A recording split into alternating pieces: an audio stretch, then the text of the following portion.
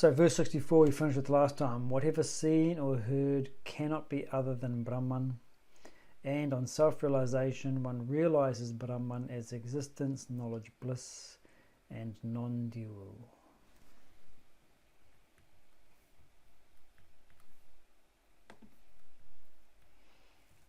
Okay, so it continues in verse 65. He says, Eye of wisdom views the all-pervading Atman as existence, consciousness. Eye of ignorance sees not, as the blind sees not the resplendent sun. So the idea of the blind person not seeing the sun is an interesting one. There's a few different aspects to the analogy that you can see, that you can use here. One is that the blind person is visually unaware of the existence of the sun, and yet that sun is what allows him to be aware of anything. The existence of the sun is necessary for our existence here on the earth and to be alive. And so even though the blind person doesn't see the sun, they are, if you like, using it or partaking of its powers in order to just be. In a similar way, we may be ignorant of the Atman, entirely ignorant of it, but it's that Atman which is allowing us to even experience that ignorance. So the eye of wisdom versus the eye of ignorance, he says. Eye of wisdom is, of course, not a visual eye. It's the intuitive vision that we have. And so we've talked about this distinction elsewhere.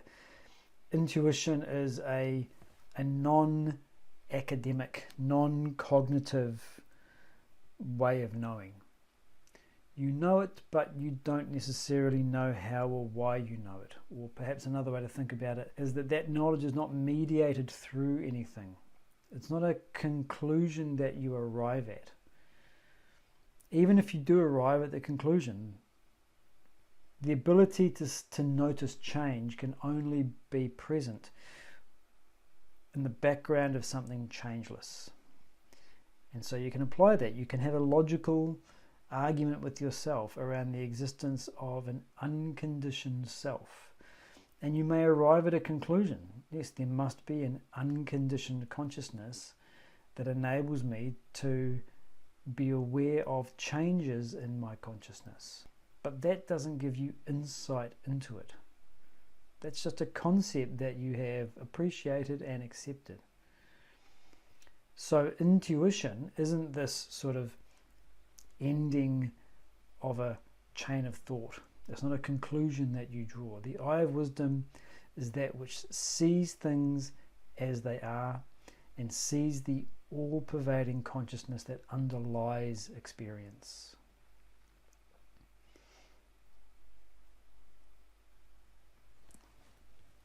The eye of wisdom views the all-pervading Atman as existence, consciousness.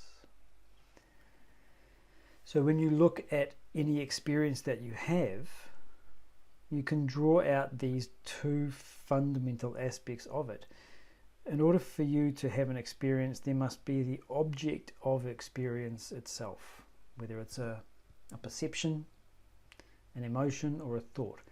That object of experience exists. You as the subject, in order for you to have an experience, you must also exist. You must also exist. So the object must exist and you must exist as the subject in order for there to be an experience. So existence is necessary for any experience. And when we have an experience, we're always conscious of the thing. I'm conscious of that perception, of that emotion, of that thought. So it's not enough that there is an object. The object itself must be made aware of. And so all of our experiences have this fundamental framework of existence and intelligence, or consciousness as he puts it here. So he says then that the Atman is that existence, consciousness. You can intuit just by being aware of your experiences. that even though the contents of my awareness is always changing, what's true all the time is that something exists and I am experiencing it. It's like something to be here in this experience. And so if you use your own experiences as a way of x-raying through the different contents, I'm happy or I'm sad, I'm offended or I'm upset or I'm very glad or I want this or I want that, you can intuit in there this existence consciousness aspect of all experience. And he says that is the all-pervading Atman. The eye of wisdom views the all-pervading Atman as existence consciousness.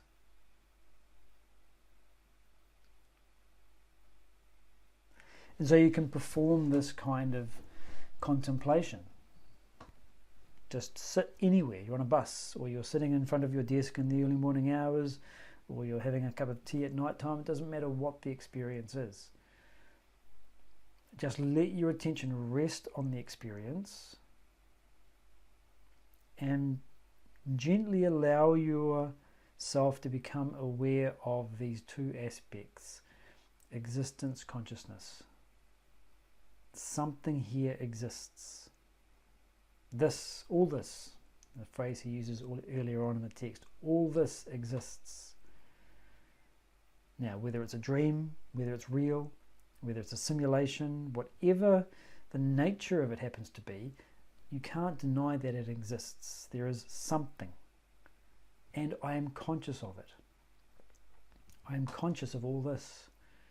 So you can tease out these two aspects, existence and consciousness. And the eye of wisdom is that which is able to stay with the pure sort of existence consciousness aspect of experience, even while you are interacting with the objects themselves. The eye of ignorance, which most of us are walking around in, doesn't see that. It misses that. Even though that underlying depth is there. Just as the blind person doesn't see the sun even though they can feel it on their face.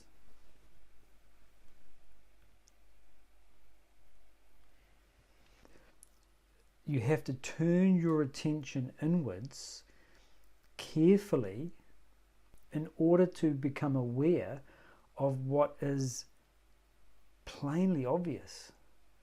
It's there all the time. The existence consciousness aspect of experience is always present. You just have to look for it. But because we are so caught up in our experiences, involved in them, that's the stuff that we miss. We view our world through the medium of ego, which in this context we can think of as our personal preferences, our likes and our dislikes. And so when I look at the world through the lens of my likes and dislikes, what becomes salient to me are the things that either strike what I like and make me happy, or strike what I dislike and make me upset. That's where my attention goes. And so I break this world up into the pluralistic set of things that are productive for my desires and which are unproductive for my desires. The things I like, the things I don't like. And in doing that, and seeing only the differences and the pluralism, we miss the underlying existence consciousness. And so this eye of wisdom is opened through spiritual practice. And we've covered this elsewhere in different times and in different depths, so I won't go into it here too much. But practice we can think of as this blend of heart and head. Devotion and philosophical inquiry. And they must both come together. So devotion is that feeling of surrender. What are you surrendering? You are surrendering your ego. And that ego expresses itself in different ways. I know what's right. Okay, so you're surrendering I know, which is humility. The ego expresses itself in grasping for things that it wants and pushing away things that it doesn't want. So instead of doing that, surrender to the present moment and say, this is the current condition. This is the present moment. I'm not going to try and grasp and hold on to it and keep it. I'm not going to try and push it away. I'm going to be with the present moment. So this is devotion. It's that humility. It's that acceptance of what is. It's the heart. When you have only devotion, then you're being led by the emotion itself. And while emotions do carry important information for us, what they don't do is give us a reflection of what is true or what is real. If I am listening to a piece of music, I don't like it because it's too slow and boring. Now that doesn't tell me anything about the music per se in terms of its quality. It might be an orchestral piece that has been around for 400 years because it's so well appreciated by music lovers. So the fact that I don't like it doesn't mean it's bad. All it tells me is that it doesn't suit my temperament. I don't like slow, romantic, classical music. I like things that are a little bit faster, more modern. I like jazz and blues. So you're not saying anything about the music just because you don't like it. But it carries important information for you. And so when we have devotion alone, what we're doing is being led just by our feeling, without any kind of reality checking. Right? And that's where the inquiry comes in. Inquiry, or rational inquiry, asks the question, what is true? What's factual? What is real? And so you can see how the inquiry helps to keep our devotion pointing in the right direction. But if we are only functioning with inquiry, then we're becoming scholars. These are the facts. This is the context surrounding the facts. And this is the environment in which all is happening. These things are true or factual to the best of our knowledge. But what's missing is that sense of wonderment, that openness to a radically new way of looking at things. You're just collecting information. And so when we have devotion and inquiry blended together in the context of who am I, that is spiritual practice. The field of inquiry is oneself. And again, we don't mean your physical attributes or the nature of your mind. You know, what do I like, what do I dislike, although that's a necessary part of it.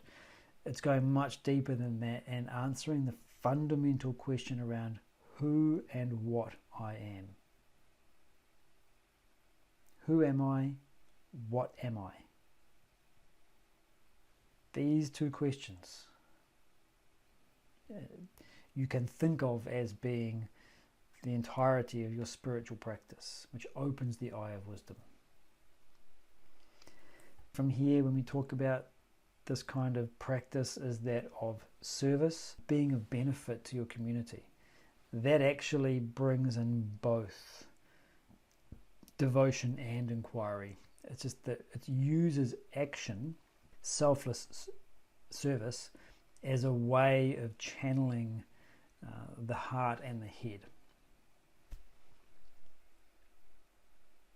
So as we practice these, devotion, inquiry, and selfless action, that gradually opens the eye of wisdom.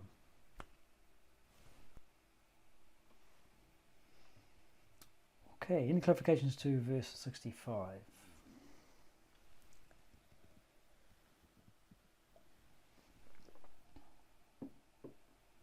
Be are not aware of our intuition sometimes because we are too busy focusing on the external world?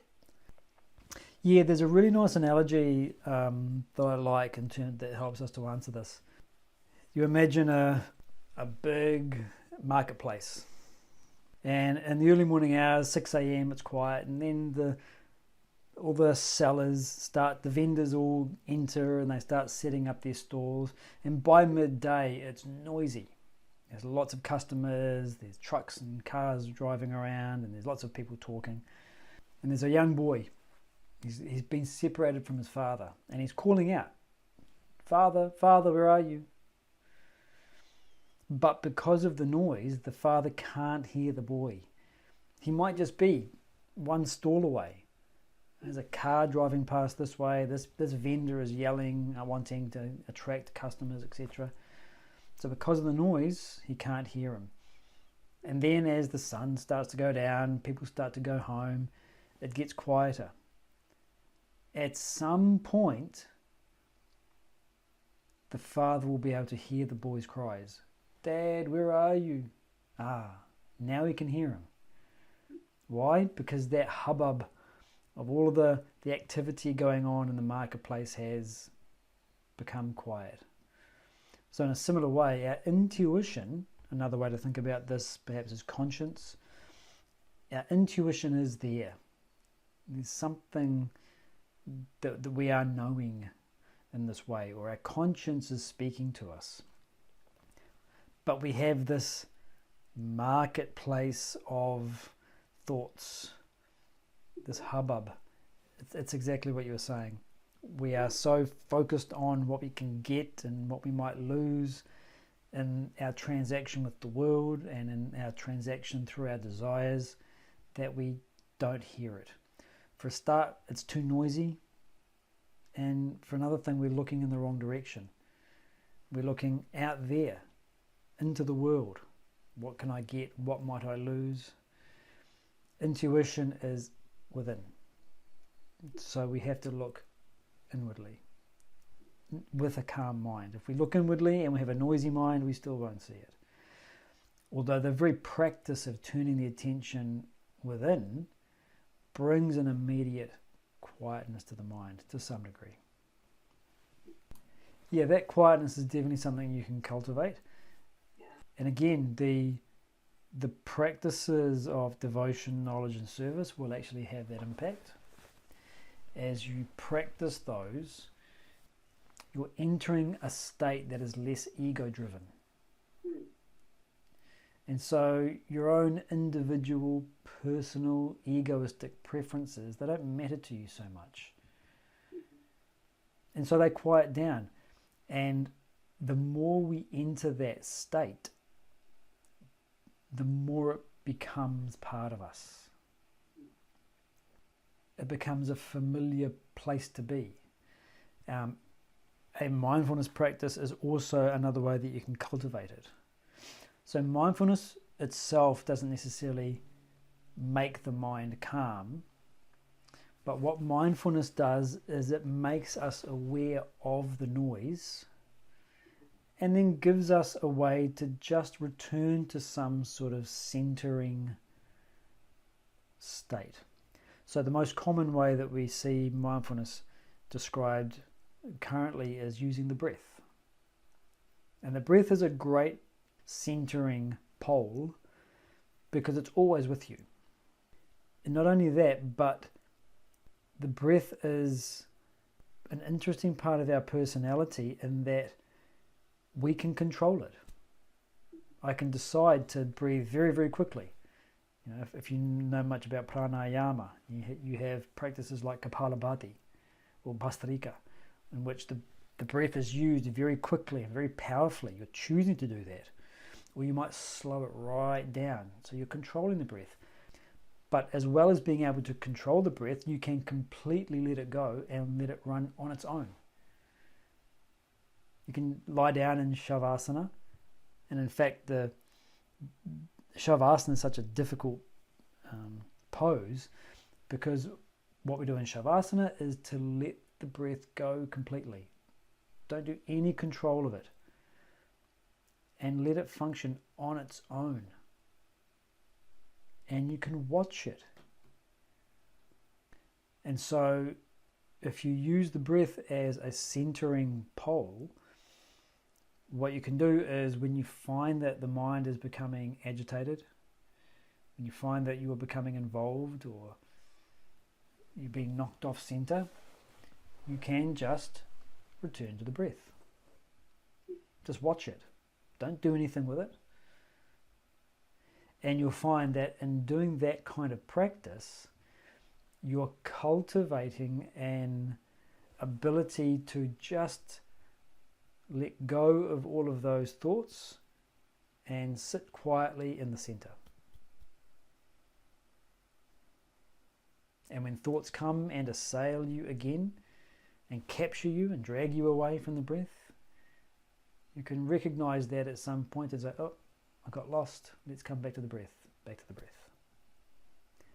So the mindfulness practice is also one which helps us to cultivate a calm mind, not necessarily that it makes the mind more calm inherently, but it just temporarily brings us back to a centered place where some of those thoughts that were assailing us and making us feel agitated are temporarily dispelled.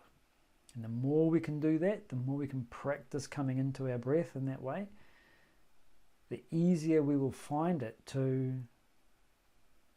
be in that centered place.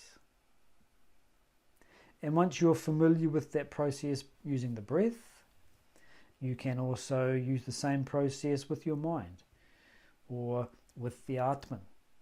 You might have a contemplative practice of recognizing the I am within your experiences, and you can bring yourself back to that, because that also never leaves you. The I am is always present if you look for it, until it disappears. So yeah, the long answer to a short question, the relatively quiet state in which our intuition and our conscience can be heard, that state can be cultivated, yes.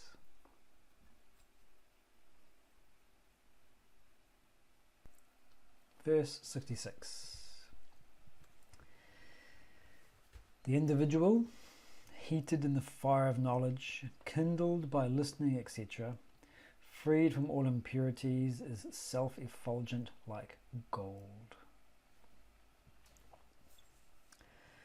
Okay, beautiful analogy here. First of all, he says, the individual is heated in the fire of knowledge, which is kindled by listening, etc. Okay, let's take that part first. So, listening, etc. In the context here, it's referring to the processes of Shravana, Manana, and Nididhyasana. Right? Sanskrit words, what do they mean? Shravana means listening. Manana means reflection.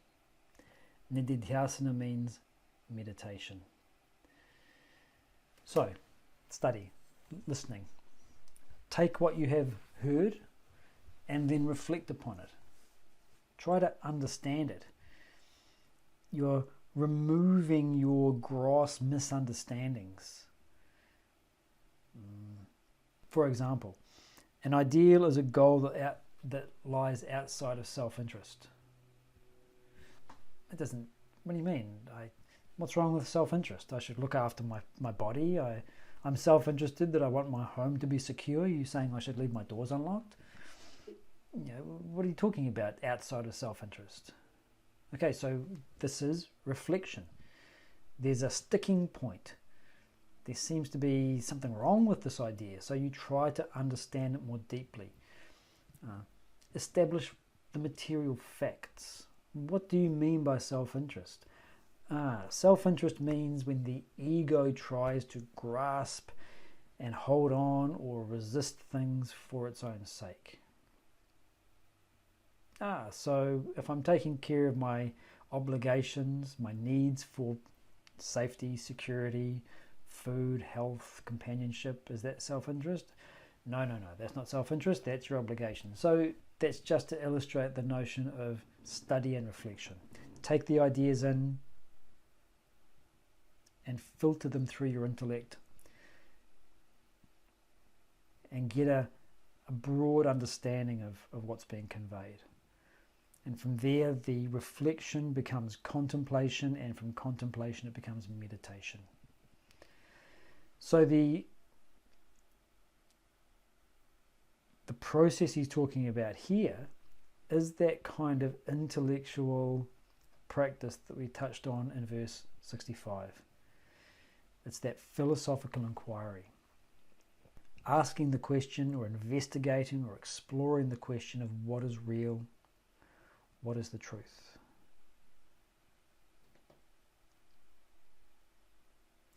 So this process of listening, of reflecting, of contemplating and meditating, what this does is to kindle the fire of knowledge. Let's go back to the verse.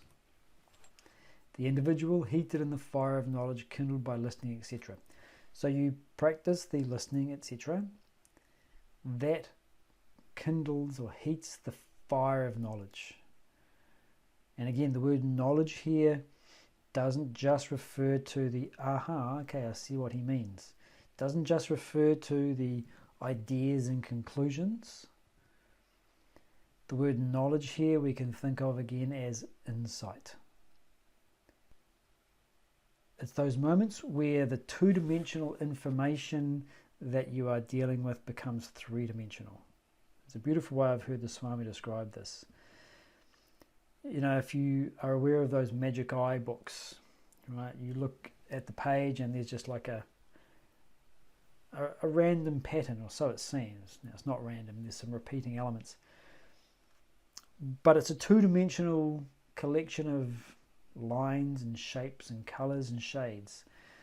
If you look at it the right way, if you place the page in front of you and you put the focus of attention in the right spot, all of a sudden you'll find that that two-dimensional image resolves into something three-dimensional.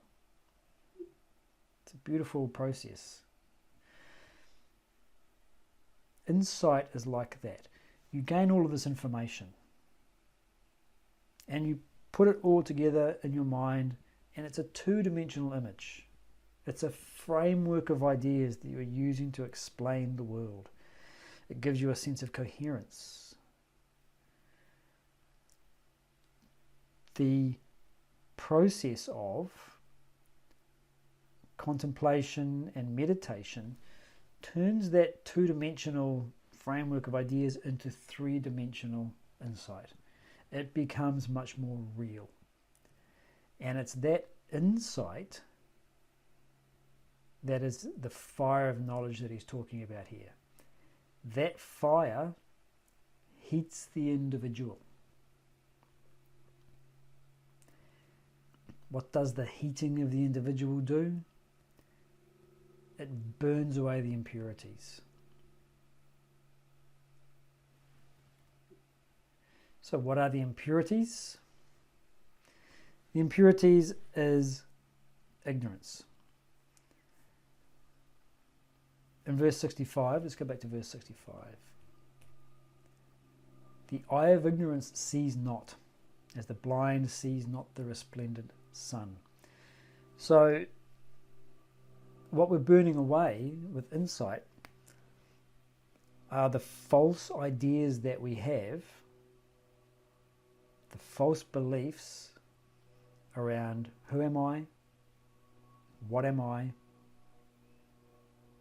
what is true, what is real, what is this world like, what's it made up of.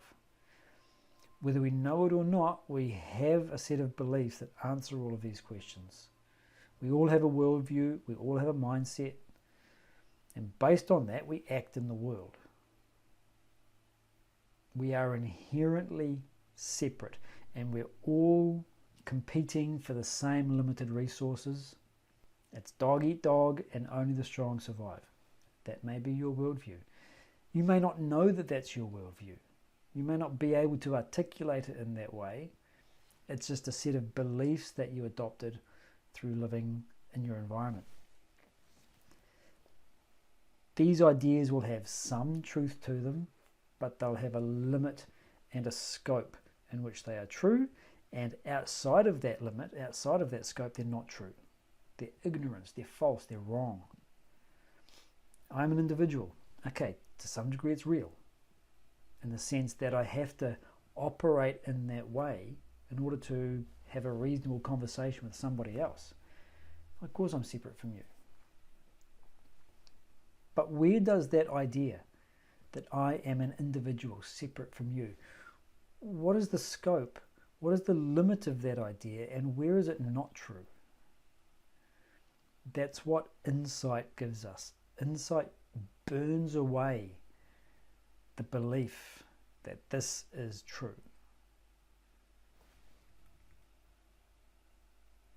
So the impurities, which are our wrong ideas, our wrong understanding of what is true, what is real, they are burned away. And what remains is gold. He says what remains is the self-effulgent consciousness. So the word effulgent means shining. The phrase self-effulgent means it is shining from within. You take a mirror, you shine a light on it, and the light shines back. But it's not self-effulgent. It doesn't shine from within. It's not its inherent nature to be shining. You could say my mind is effulgent. It shines with knowledge. I know many things. We were just talking about this. Existence, consciousness. My mind shines. There's nothing shining on it to give rise to that. Okay, what this is saying is that without the consciousness, the mind cannot shine. Without the consciousness, there is no intelligence aspect of experience. The very nature of consciousness is to shine. It shines from within. So when the impurities, the beliefs around who and what I am are burned away, what remains is the self-effulgent consciousness. It's interesting, he says, the individual is heated in the fire, and it's the individual which is burned away, or the individuality is burned away. The ego is the impurity. Now what's interesting is the fact that it is the individual who chooses to step into the fire. In the same way that a moth is irresistibly drawn to the flame, for many of us, we are irresistibly drawn towards self-knowledge. Now, do we really know what we're getting into? Do we really understand that the end point of our desire for self-knowledge is the termination or the extinguishing of the me, the individual? Maybe we do, maybe we don't. There's a beautiful phrase I heard described by Adyashanti.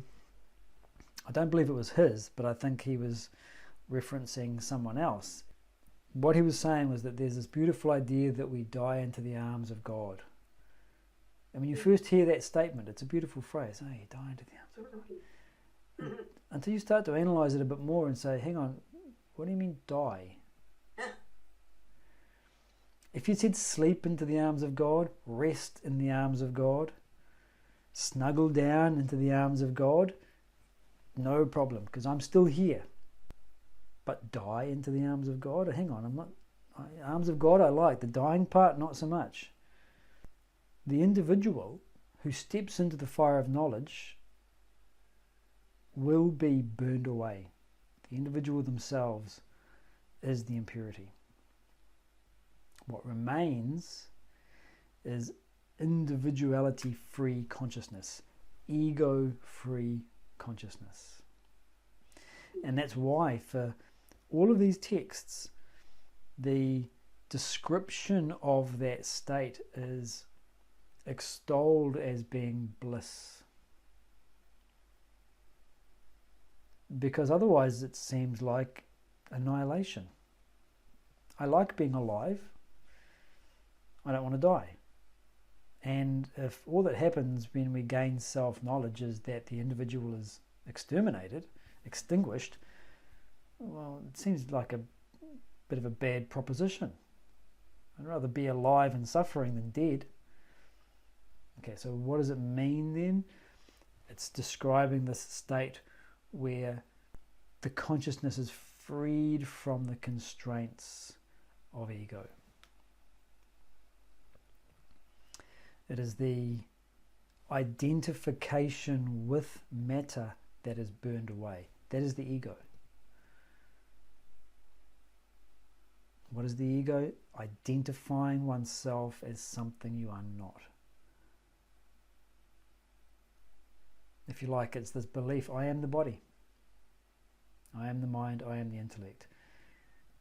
You still remain, but you don't remain as the individual. The individual has been burned away.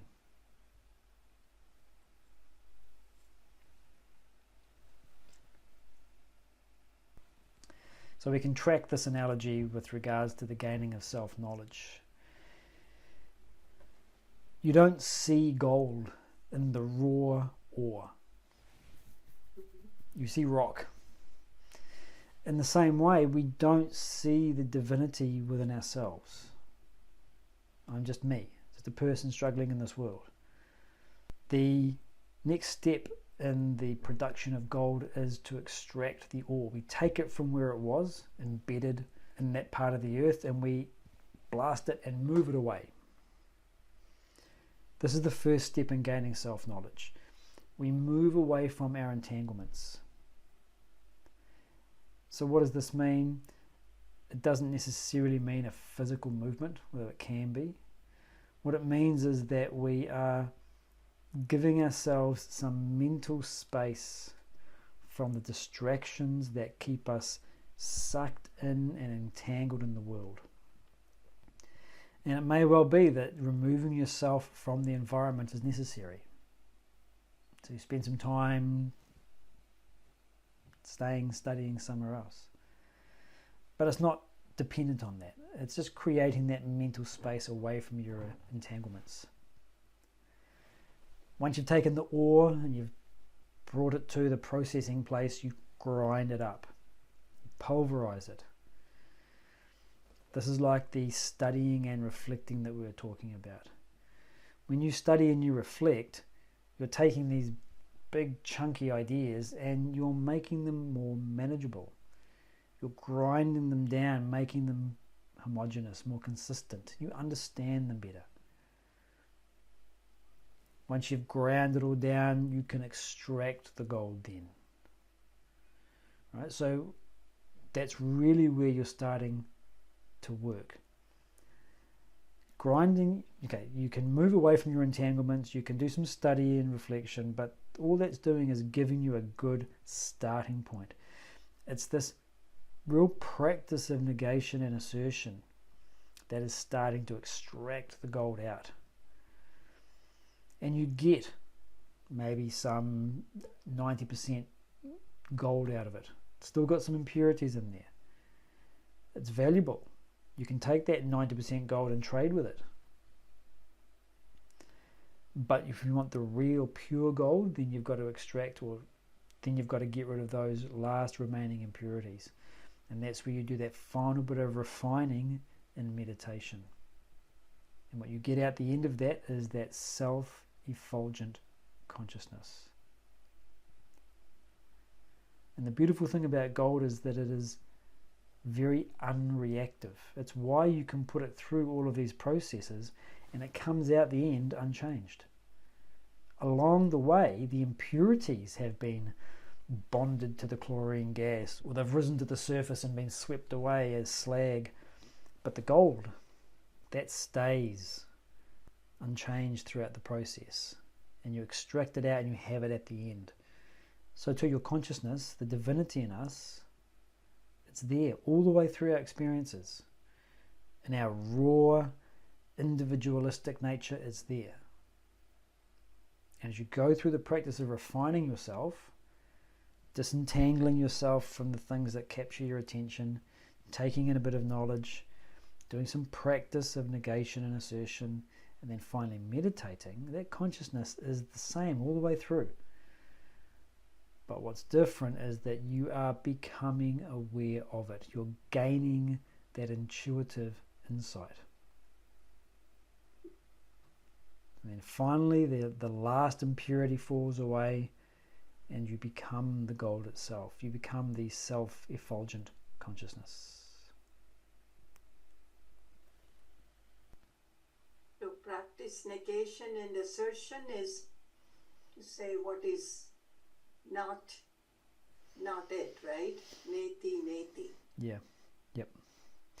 And it takes different forms. Even we've talked about this in the past. Even when you practice basic self-control, and we use the example of food. You say no thank you to a piece of dessert because you want to be healthy.